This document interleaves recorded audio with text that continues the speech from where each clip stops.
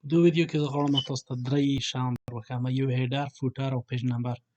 په وورډ کې څنګه کړلی شئ د هیډر، فوټر او د پیج نمبر نه استفاده وکړئ. نو په انزرټ باندې به کلیک کړئ. انزرټ ته چې راغلی هیډر د صفحې په دغه پورته یا دغه تر ټولو نه لوړه برخه چې ده د هیډر په نوم باندې یادېږي. فوټر چې دی د صفحې دغه آخري برخه کې په هغه ځای کې چې صفحې نمبر، تاریخ یا د لیکوال نوم لیکل شوی وي دو ته فوټر وایي. بل پیج نمبر دی خپله د صفحې نمبر چې تاسو سره کوم نمبر انتخابولی شئ. نو راشئ اول به موږ په هیډر باندې کار وکړو. په هیډر باندې چې ور کلیک کړئ تاسو ته دلته د هیډر مختلف معلومات لري او مختلف ډیزاینونه چې تاسو سره کوم هیډر غواړئ. صحیح شو؟ تاسو کړلی شئ د دې نه انتخاب کړئ. مثلا زه غواړم چې دغه بلانک 3 کالم هیډر انتخاب کړم. دا مې چې انتخاب کړو په دې ځای کې به دلته زه ولیکم چې مثلا د organizational logo او دلته به ور ولیکم د ډاکومنټ نیم دا نام د نمونې په شکل باندې. په دې ځای به ور ولیکم چې approved by یا فرضاً created by یا ډاکومنټ نمبر ساده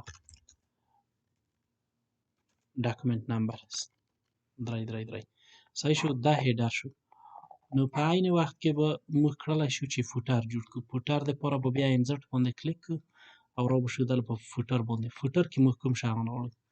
مثلا تنها د صفحې نمبر غواړئ، نور معلومات کې غواړئ، څه شی کې غواړئ، د فوټر خط کې غواړئ، کوم رقم ډیزاین یې غواړئ. دا ټول شیان تاسو کړلی شئ چې په فوټر کې انتخاب کړئ. مثلا زه غواړم د فوټر دپاره هم همدغه 3 کالمه ولرم. د دې دپاره به زه دلته ورکړم ریویو پای. صحیح شو. او په دغه ځای کې به ورته ووایم چې approved by او دلته به ورته ولیکم چې ډیټ.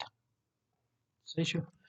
دا تاسو کړلی شئ چې په هر وخت کې تغییر کړئ. نو د نفر نوم دلته ورکولی شئ، دلته هم د نفر نوم ورکولی شئ او دلته به تاریخ ور اچولی شئ. دا یو خبر په منوال شکل باندې. بل په عین وخت کې تاسو کړلی شئ چې دغه اکثریت شیان په اتومات شکل باندې ور واچوئ. مثلا په دې ځای کې که تاسو اوس پورته راشئ نو دلته په دې ځای کې لیدلی شئ پیج نمبر لیدلی شئ چې مستقیم تاسو پیج نمبر ورکولی شئ. د صفحې په بیخ کې ورکوئ، په څنګو کې ورکوئ یا په دغه هر ځای کې چې کرسر و په هغه ځای کې اچوئ. مثلا زه ویم چې د صفحې په آخر کې واچوئ. صحیح شو. نو د صفحې په آخر کې د موږ نمبر راغلو. دا یو خبر. دومه خبر دا ده چې تاسو ډیټ کې غواړئ یا که نه. زه وایم چې د موږ دپاره ډیټ هم واچوئ. چې په ډیټ باندې کلیک کړئ دلته تاسو ډیټ رقم انتخابولی شئ چې کوم رقم ډیټ انتخابوئ. مثلا په امریکا کې اوس ډېر معمول دا دی چې اول میاشت او ورځ او کال انتخابي. صحیح شو. دا به هم ورسره انتخاب کړئ. ډیټ هم انتخاب شو. مثلا نور تاسو که کوم شی غواړئ، عکس غواړئ په دې ځای کې واچوئ یا کوم نور اضافي معلومات هم وي هغه کړلی شئ د دې نه انتخاب کړئ. تر ټولو مهم دا دی چې پیج نمبر ولري او اکثریت ځایو کې باید ډیټ ولري. صحیح شو. د ټب نه به استفاده وکړئ، هدف د صفحې آخر ته راولئ. دا اتومات شو. اوس چې موږ هر وار بلې صفحې ته ځو دغه ډیټ او نمبر به د پیج نمبر به په اتومات شکل دا دی په دومه صفحه کې تاسو وینئ هم پیج نمبر اپډیټ شو هم د صفحې نمبر اپډیټ شو. نو که چیرې اوس موږ هر څومره اخوا ته ځو یعنې بلې صفحې ته ځو دا د درېیمه صفحې ته چې راغلو موږ د صفحې نمبر 3 شو او تاریخ هم سره راغلو.